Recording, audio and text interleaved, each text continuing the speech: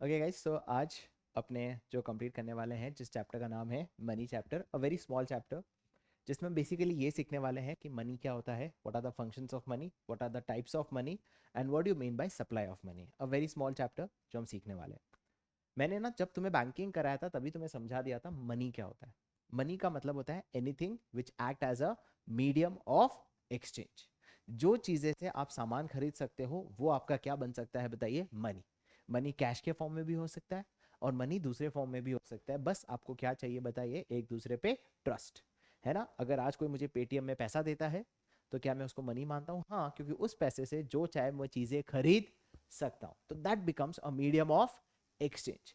जिस दिन सारे पेट्रोल पंप वालों ने बंद कर दिया कि नहीं यार, हम अपने मनी ही, हम पेटीएम एक्सेप्ट नहीं करोगे, तो क्या आप एक्सेप्ट करोगे फिर? जी नहीं। तो मनी तभी बनता है जब वो क्या एक्ट करता है बताइए, अ मीडियम ऑफ एक्सचेंज। कोई डाउट? तो the first function of money is that it serves as what, a medium of exchange. Now it is used as a store of value. What do you mean by stored as value? देखो ना, पहले जमाने में money नहीं होता था, barter system होता था। तो बार्टर सिस्टम में प्रॉब्लम क्या थी? फॉर एग्जाम्पल मैंने गेहूं बनाया और गेहूं बना के मैंने किसी को भेज के मैंने चावल खरीदे। अब जो चावल मैंने खरीदे, क्या उसकी वैल्यू को मैं सालों साल तक स्टोर कर सकता हूँ? नहीं, क्योंकि जो चावल की वैल्यू है वो वक्त के साथ क्या होता जाएगा बताइए, कम। क्यों कम होता जाएगा? बिकॉज सर ये पेरिशेबल आइटम है। बट मनी एक ऐसी चीज है जिसकी वैल्यू को आप कुछ हद तक स्टोर कर सकते हो। इन्फ्लेशन को हम हटा देते हैं साइड में। तो आज अगर 1,000 रुपए है तो हो सकता है 5 साल तक भी वो 1,000 रुपए की वैल्यू को आप स्टोर कर सकते हो। जरूरी नहीं है कि 1,000 का उतना ही बेनिफिट आपको मिलेगा, बट कुछ हद तक तो आप वैल्यू को अच्छे से स्टोर कर सकते हो as compare to any commodity. क्योंकि कमोडिटी की वैल्यू को आप स्टोर नहीं कर सकते, मनी के फॉर्म में आप वैल्यू को स्टोर कर सकते हो। Is that clear? कोई डाउट है? सबको समझ आए? तीसरा क्या कहा गया बताइए, it is used as a measure of value. सबसे बड़ी तकलीफ पार्टर सिस्टम में क्या होती थी? वैल्यू को मेजर नहीं कर पाते थे। क्यों नहीं मेजर कर पाते थे? मैं समझाता हूं। Major of value, now what do you mean bye major of value?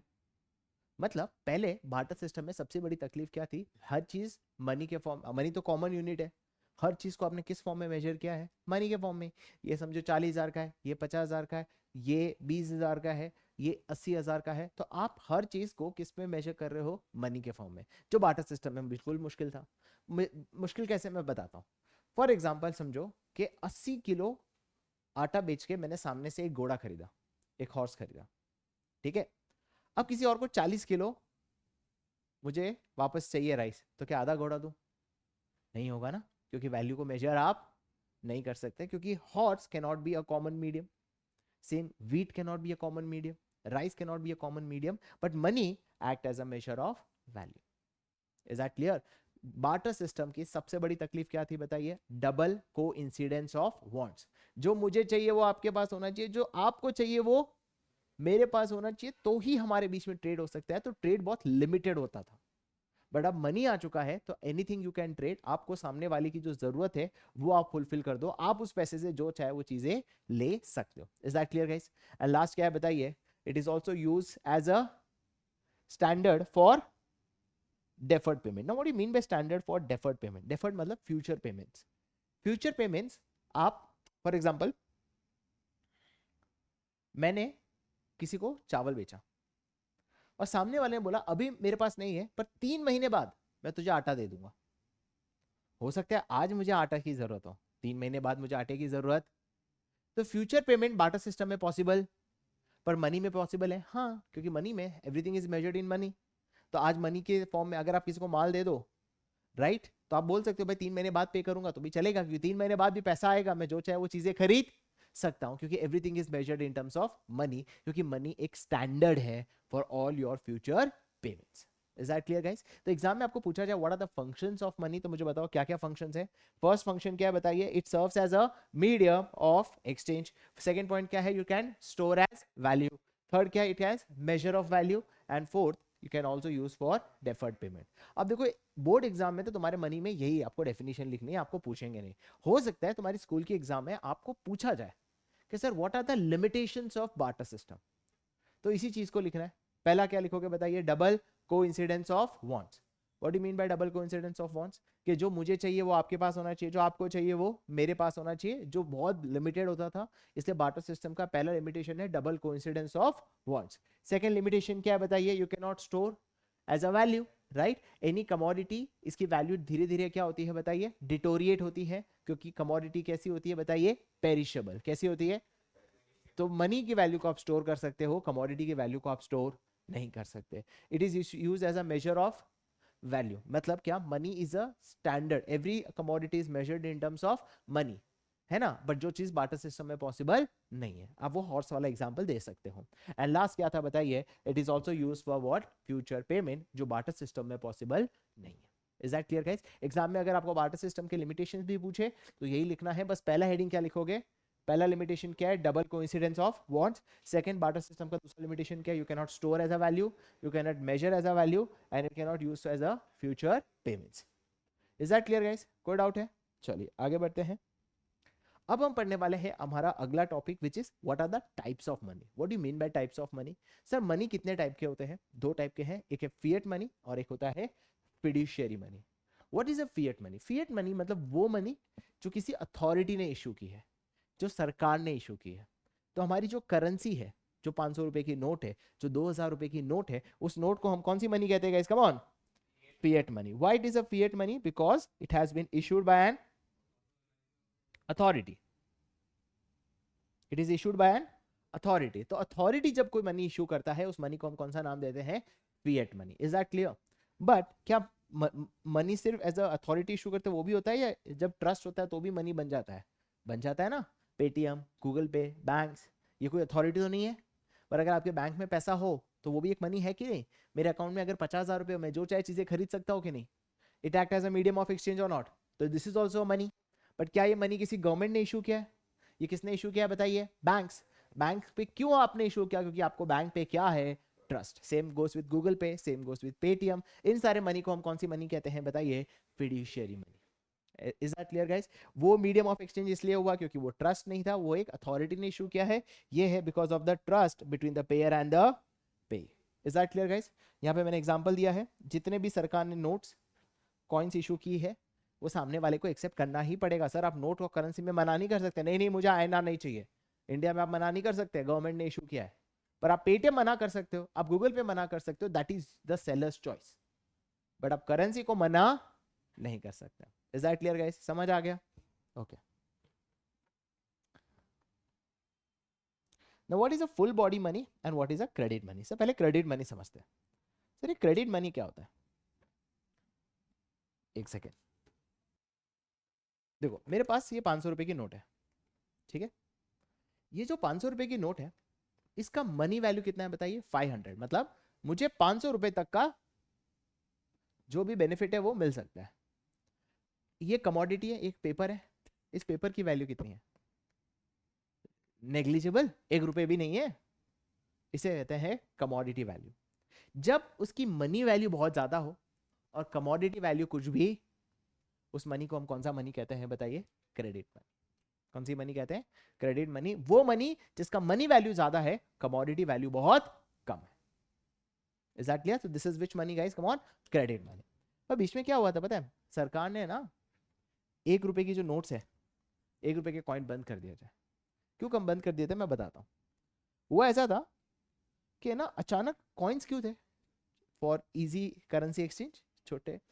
तो क्या हुआ बीच में? 1 रुपए के कॉइन्स मार्केट में होर्डिंग हो गए, मतलब एक जगह इकट्ठा हो रहे हैं, और मार्केट में सप्लाई नहीं है उसकी 1 रुपए की नोट कॉइन्स कॉइन्स की। सरकार ने जब इन्वेस्टिगेट किया तो पता चला लोग क्या कर रहे थे, 1 रुपए कॉइन को पिघला रहे थे और उससे ब्लेड बना रहे थे, और वो ब्लेड 1.5 रुपए में बेच रहे थे। तो 1 रुपए का कॉस्टिंग और 1.5 में बेच रहे हो, मतलब 50 टका का मार्जिन मिल गया, 1.5 रुपए का ब्लेड बन गया। तो इसे क्या कारण क्या था?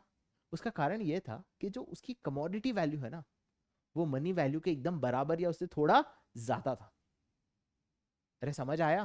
तो जनरली तुम्हारे 1 रुपए के कॉइन को हम कौन सा मनी कहते हैं बताइए? Full body money. What is a full body money? जिसकी commodity value is equals to your money value. ये तो मैंने एग्जांपल कॉइन दिया, वरना जमाने भर से चलता आ रहा है एक ऐसा मनी, वो है गोल्ड। हम गोल्ड को फुल बॉडी मनी कहते हैं। समझो तुम आज वॉर में हो, अच्छा समझो यूक्रेन में 4 साल हो गए वॉर चल रहा है, तुम्हें लगता है तुमने अपना पैसा करेंसी में रखा होगा? नहीं, क्योंकि आपको पता नहीं आपकी कभी भी सरकार जा सकती है। आप ईरान में हो, आपके सुप्रीम लीडर ही नहीं रहे, उनका थप्पा क्या काम का? आप समझो आप ईरान के सिटीजन हो, आपके पास वेल्थ है, आप उस वेल्थ को बैंक में रख सकते हो, वो वेल्थ को करेंसी में रख सकते हो। नहीं ना, पर आप इन सब में रखोगे नहीं। आप अपना वेल्थ किस में रखना चाहोगे? गोल्ड में, क्योंकि उसकी वैल्यू किसी की अथॉरिटी या ट्रस्ट से नहीं है, उसकी कमोडिटी से ही उसकी वैल्यू डिराइव होती है। इसलिए हर कोई वॉर में अपना पैसा किस में कन्वर्ट करना चाहेगा? फुल बॉडी मनी, मतलब commodity money, which is gold, क्योंकि गोल्ड कभी पेरिशेबल नहीं। इसलिए गोल्ड के भाव क्या हो जाते हैं? बढ़ जाते हैं जब दुनिया में वॉर होता है। ऐसा समझ? क्यों? जब दुनिया में वॉर होगा हर कोई अपना पैसा कहाँ डिमांड करेगा? गोल्ड में। तो गोल्ड की डिमांड बढ़ेगी तो प्राइस बढ़ेगा कि नहीं बढ़ेगा? बढ़ेगा।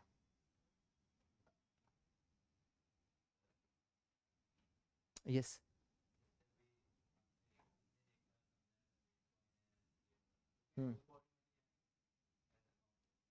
वो full body money, bitcoins, bitcoins are not full body money, उसकी कमोडिटी वैल्यू कुछ है ही नहीं।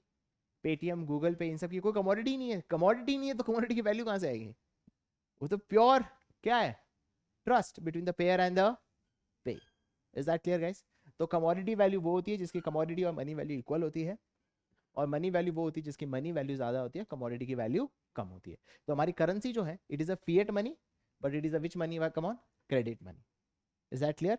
Gold is a full body money, but it is not issued by government. अगर गवर्नमेंट इशू करे, जैसे राजा महाराजा जमाने में होता था, गोल्ड को करेंसी बनाई थी, तो वो फिएट मनी हो जाता। Is that clear guys? समझ गए? आई एज्यूम तुम्हें टाइप्स ऑफ मनी अच्छे से समझ आ गया होगा। अगला कॉन्सेप्ट है supply of money. What do you mean by supply of money? अगर मुझे ये जानना हो कि मेरे देश लोगों के पास कितना पैसा है, तो उसे मैं बोलता हूं supply of money. What is supply of money? ध्यान से सुनना। सप्लाई मनी मतलब it is a stock concept. Stock concept मतलब जिसको एक वक्त पे मेजर कर रहे हैं। मतलब आज की तारीख है 4 जून 2026, बजे हैं 3:15। इस वक्त लोगों के पास कितना पैसा है, उसी को हम बोलते हैं supply of money at A point of time. Money held by the public eight A point of time. इसका मतलब ये है, एग्जांपल देता हूं। याद है मैंने बताया था मनी का एक प्रॉमिसरी नोट ही तो है। याद है मैंने एग्जांपल दिया था कि हम एक गांव में बैठे हैं, मैंने एक प्रॉमिस बना दिया। जिन्होंने मेरी मनी बैंकिंग का हुआ है कुछ तुम्हारा लेक्चर? नहीं हुआ ना? ओके। जिसका हुआ है उन्होंने अटेंड किया, कोई बात। What do you mean bye, for example मैं गवर्नमेंट ऑफ इंडिया, मैंने 500 रुपए की 10 नोट प्रिंट किए। कितने नोट प्रिंट किए? 10 प्रिंट किए। अब मैंने मार्केट में सर्कुलेट कर दी, तो मेरे पास 2 ही बची है, तो कितनी मार्केट में होगी? तो मनी कितना होगा? 8 × 500 या 10 × 500? 8 × 500 ना। व्हाट इज ये क्या एक प्रॉमिस ही तो है सरकार का। तो जितना पब्लिक के पास होगा उतना ही तो मनी होगा। जो पैसा बनाता है क्या उसको गिनूंगा? नहीं ना। अरे मैंने 2 नोट प्रिंट किए, अभी तक मार्केट में सप्लाई नहीं किए, तो क्या अभी तक ये मनी बना है? नहीं। मनी मतलब वो पैसा जो कौन हेल्ड करता है। हम इसमें किसको इंक्लूड नहीं करते हैं? Supplier. What do you mean by supplier? Supplier मतलब वो जो पैसा बनाता है। अब हम बैंकिंग में सीखेंगे कि पैसा कौन कौन बनाता है। सरकार भी बनाती है, बैंक्स भी बनाती है, गूगल पे भी बनाता है। वो भी तो मनी बना ही रहा है ना। क्या गूगल पे एक मनी है कि नहीं है? सर अगर मेरे अकाउंट में गूगल पे में 5,000 रुपए हैं, क्या मैं उसको मनी मान सकता हूँ? मैं क्यों मान सकता हूँ? क्योंकि उस 5,000 रुपए से मैं जो चाहे वो चीजें, तो वो पैसा जो गूगल पे ने बनाया उसे भी हम क्या बोलते हैं बताइए? सप्लाई। इसको और डिटेल में तब समझ आएगा जब हम बैंकिंग का टॉपिक करेंगे। अभी के लिए ये समझो कि हमारे देश में सप्लायर ऑफ मनी कौन कौन है बताइए? एक है सरकार और आरबीआई। सरकार का काम है क्या? बनाना, और 1 रुपए की नोट जो भी बनती नहीं है। और आरबीआई का काम क्या है बताइए? नोट्स बनाना। एक और है कमर्शियल बैंक। कमर्शियल बैंक कैसे पैसा बनाता है, वो हमारा बैंकिंग का पहला टॉपिक है। Is that clear guys? जिन्होंने अटेंड किया उनको पता है, जिन्होंने अटेंड नहीं किया नो आइडिया। तो मुझे बताइए what do you mean by supply of money? It is a stock concept which says money held by public at A point of time. और इसमें हम किसको नहीं गिनेंगे बताइए? Supplier of money. जो सप्लायर है, जो पैसे को बनाता है, हम उसको नहीं गिनते, ऑब्वियसली नहीं गिनेंगे ना। Is that clear? समझ आया? राइट अगर ये 10 नोट मैंने बनाई है तो मार्केट मेरे पास 2 पड़ी है, तो मार्केट में कितनी घूम रही है? 4000। तो टोटल पब्लिक के पास कितना पैसा होगा? 4000 ही होगा ना। ओके चलिए अब हम गिनते हैं। Sir what are the methods to measure the money held by the public? There are 4 methods, M1 method, M2 method, M3 method, M4 method. पर तुम सीखोगे खाली एक ही मेथड जिसका नाम है M1 method. Is that clear guys? समझ आया? अगर मैं किसी को पूछूं कि तुम्हारे पास कितना पैसा है, तुम दो ही बोलोगे, एक मेरे कैश में कितना पड़ा है और दूसरा मेरे बैंक में कितना पड़ा है। हम गूगल पे यूपीआई ये सब हटा देते हैं, 2016 के बाद आए, तुम्हारी किताब 2011 के बाद अपडेटेड नहीं है। तो एक आम आदमी का पैसा कहाँ कहाँ होता है बताइए? कैश या बैंक में जितना जमा है, जिसको हम बोलते हैं कैश, मतलब करेंसी हेल्ड बाय पब्लिक। अब मैं कैसे गिनने बैठू यार? हर सिटीजन से मैं पूछने बैठूंगा कि तुम्हारे पास कितना रोकड़ा पड़ा है, तो कैसे पता चलेगा? How will I know how much public owns the money in the form of cash? अरे सिंपल है, देखो ये प्रिंट होते हैं, ये नंबर है 020914। ऐसे टोटल प्रिंट किए होंगे मनी, जितने भी प्रिंट करते हैं उतने लिखते हैं, ऐसे थोड़ी मनछा बना लिया। समझो 1000 नोट प्रिंट किए, 200 मेरे पास पड़ी है, तो मैं कौन हूँ? आरबीआई। तो मार्केट में कितनी घूम रही होगी? तो करेंसी हेल्ड बाय पब्लिक कितना हुआ? 800 इंटू 500 रुपए। अरे समझ आया? मतलब 4 लाख रुपए। क्लियर? तो पहला क्या होता है? Money held by the public. और बैंकों का तो बैलेंस मिल ही जाता है, जिसको हम क्या बोलते हैं बताइए? Demand deposit. What is demand deposit? जब भी मैं डिमांड करूं बैंक मुझे पैसा, इसलिए इसको क्या बोलते हैं? Demand deposit. समझ आया? पर डिमांड डिपॉजिट में हम 2 चीजों को नहीं लेते। सर कौन से 2 चीजों को नहीं लेते? एक, हम फिक्स डिपॉजिट को नहीं लेते।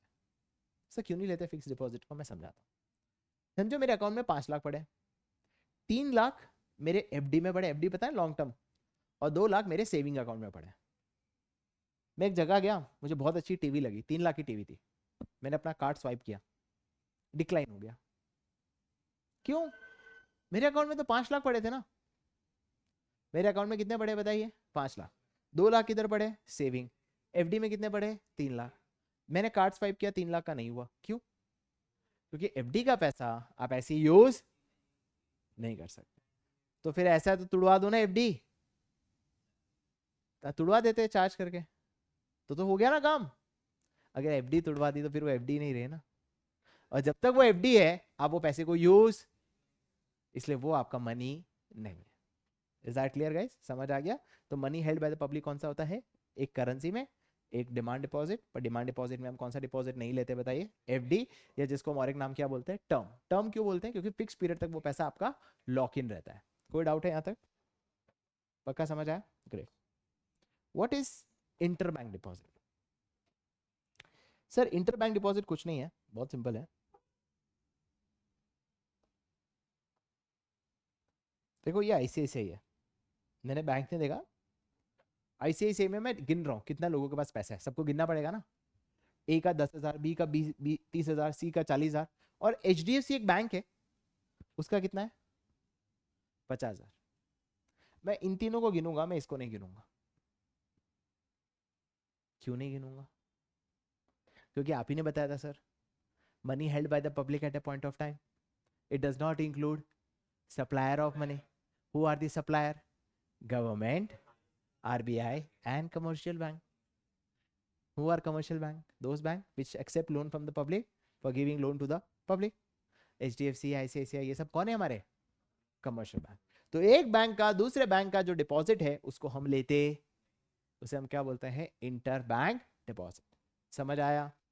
जब HDFC का पैसा ICICI में जमा हो उसे बोलते हैं इंटर बैंक डिपॉजिट। कोई डाउट? सबको समझ आया? ओके। एक आम आदमी का पैसा कहाँ रहता है बताइए? Cash plus DD. तो जो बड़े लोग होते हैं ना, वो बड़े लोग अपना पैसा कहाँ जमा कराते हैं पता है? बड़े बड़े लोग कहाँ जमा कराते हैं? मुझे अगर बोलना मैं बड़ा लोग ना, मेरा खाता तो आरबीआई में तुम जैसे लोगों का खाता कहाँ होता है? Commercial bank. मतलब ऐसे बोल रहा हूँ, ऐसे अलाउड नहीं है, but who are allowed to deposit their money with RBI? पहला फॉरेन सेंट्रल बैंक। जैसे हमारे देश की सेंट्रल बैंक कौन है? आरबीआई। तो उनका पैसा बाकी देशों में कहाँ जमा होगा? दूसरों की कंट्री के कौन से बैंक्स में? Central banks. जैसे यूएसए की सेंट्रल बैंक कौन है? Federal bank. तो फेडरल बैंक का पैसा कहाँ जमा होगा बताइए? इंडिया में। अरे समझ आया सर क्यों जमा करते हैं लोग? अरे हमारे देश के वहां के देश यहाँ आएंगे तो उनको पैसा चाहिए होगा, तो कहाँ से देगा आरबीआई? जो पैसा सेंट्रल बैंक ने जमा कराया होगा उसमें से देगा ना। अरे समझ आया? तो ये बड़ा लोग हुआ। दूसरा कौन है बताइए? International financial institution. सर ये क्या है? अरे ये कुछ नहीं, तुम जैसे यूएस के बहुत पैसे वाले लोग हो, तुम्हें इंडियन कंपनी में इन्वेस्ट करना है, तो मैं बोलता हूँ तुम सब पैसा मुझे दो, और मैं जाके वो पैसा कहाँ डालूंगा? इंडिया में। उसे मैं क्या बोलूँगा? International financial institutions, right. अब ये कोई छोटा पैसा तो नहीं होता है, इनका भी बहुत बड़ा पैसा होता है। तो इनका पैसा भी किसके पास जमा होता है बताइए? आर। और तीसरा, सर हमारे देश के लोग भी तो होते हैं जिसको हम बोलते हैं पब्लिक फाइनेंस। हमारे देश के भी पब्लिक फाइनेंस म्यूचुअल फंड्स, या देखो गाइस, तुम्हें लगता है खाली बैंक ही लोन देता है? तो नहीं है, बहुत सारे फाइनेंशियल इंस्टीट्यूशंस भी लोन देते हैं। What is financial institutions? Sir इसका बैंक से क्या फर्क है? बैंक पैसा पब्लिक से ले सकता है और पैसा पब्लिक को दे सकता है, बट फाइनेंशियल इंस्टीट्यूशंस पब्लिक से पैसा नहीं ले सकता, खाली पब्लिक को पैसा दे सकता है। अरे समझ आया? तो रिलायंस के पास बहुत पैसा है तो वो लोगों को लोन दे सकता है, तो उसे हम क्या कहेंगे? Financial institutions. जिस दिन आपके पीछे बैंक लग गया, आप पब्लिक से क्या ले सकते हो? पैसा। तो पब्लिक फाइनेंशियल इंस्टीट्यूशंस वो भी अपना पैसा किसके पास जमा कराता है बताइए? आरबीआई। तो मनी कैसे गिना जाता है बताओ? बड़े बड़े लोग कौन कौन है? बड़े बड़े लोग, foreign central bank, international financial institutions and public financial institutions. तो guys what is M1 method? M1 method मतलब वो पैसा जो करेंसी में है, डिमांड डिपॉजिट में है, और तीसरा अदर डिपॉजिट्स में। Is that clear guys? क्या ये चीज समझ आई? राइट तो अभी तक हमने पढ़ा what is supply of money? Money held by the public eight A point of time and it does not includes who are the supplier of money? Commercial bank, RBI and government. Government क्या बनाता है? 1 रुपए की note और coins, RBI बाकी notes. अब commercial bank कैसे money create करता है वही तो हम पढ़ेंगे हमारे बैंकिंग चैप्टर में। एंड द लास्ट टॉपिक आपको समझना मुश्किल है पर ये इंपॉर्टेंट है, इसलिए मैं बता देता हूँ, क्योंकि इसके लिए आपको बैंकिंग आना जरूरी है। बिना बैंकिंग के आप नहीं समझ सकते। What do you mean by high powered money? Sir money बहुत टाइप के होते हैं। सबसे पावरफुल मनी कौन सा होता है? गोल्ड को हटा दे तो सबसे पावरफुल मनी कौन सी होती है? करेंसी, है ना। आज ईरान में हूं, बैंक में पैसा जमा करो, डर लगेगा? क्यों? एक रॉकेट आया, बैंक गया, डेटाबेस गया। इमेजिन करो कैसे पता चलेगा बैंक को तुम्हारे अकाउंट में कितना पैसा है? तुमको पता है तुम्हारे बैंक में 50,000 रुपए पड़े, बैंक को कहां से पता चलता है? सर्वर से। सर्वर में बॉम्ब फोड़ दिया तो कुछ कर पाओगे? नहीं। तो मनी वो मनी होता है जो करेंसी में होता है। तो करेंसी किस किस के पास होती है बताइए? एक होती है पब्लिक के पास, किस फॉर्म में बताइए? कैश। अब एक होती है बैंक के पास, अब वो किस फॉर्म में होती है वो मैं नहीं समझा सकता। Statutory liquidity ratio. बैंक के वॉल्ट में, छोड़ो, कहाँ होती है बताइए? अरे बैंक के वॉल्ट, तिजोरी होती है ना, वो तिजोरी में बहुत सारा कैश, मूवी इतनी सारी देखिए, इतना सारा भरा हुआ कैश होता है ना, वो भी हाई पावर्ड मनी है। और तीसरा पैसा किसके पास होता है? आरबीआई। तो किन लोगों के पास करेंसीज होती है बताइए? पब्लिक। बैंक्स में किस में होती है? बैंक के वॉल्ट में। और तीसरा आरबीआई में। अब आरबीआई में किस फॉर्म में होती है? कैश रिजर्व के फॉर्म में। अब ये कैश रिजर्व क्या है इसी को समझेंगे हम लोग बैंकिंग चैप्टर्स में। बाकी आई थिंक मनी का टॉपिक खत्म हो चुका है, इतना ही था। कहाँ से शुरुआत की थी बता? What is high powered money? बहुत इंपॉर्टेंट है, याद रखना। High powered money is the money which is in the form of currency which is held by public, which is kept with the commercial banks in the form of banks vault. Bank के vault को क्या बोलते हैं? बड़ी बड़ी वो तिजोरी। और तीसरा किसके पास होता है पैसा? RBI in the form of cash reserve. That's it guys, your money chapter is over. Money क्या होता है? Money held by the medium of exchange, जिसकी वैल्यू को आप स्टोर कर सकते हो, use as a deferred payment. And last क्या था बताइए? Measure of value. दो टाइप की मनी होती है, fiat and fiduciary, and credit and full body. फिर बहुत याद है सप्लाई ऑफ मनी क्या होता है? It is a stock concept, money held by the public eight A point of time and it does not includes supplier of money. M1 method C+DD+OD। And last चीज हमने पढ़ा था high powered money. बस इतना सही topic था। अब exam में तुम्हारे लिए इंपॉर्टेंट क्या हो जाता है, types of money, M1 method and supply of money. पक्का इन तीनों में से एक 100% आना ही है। Is that clear? इसी के साथ your money chapter is done.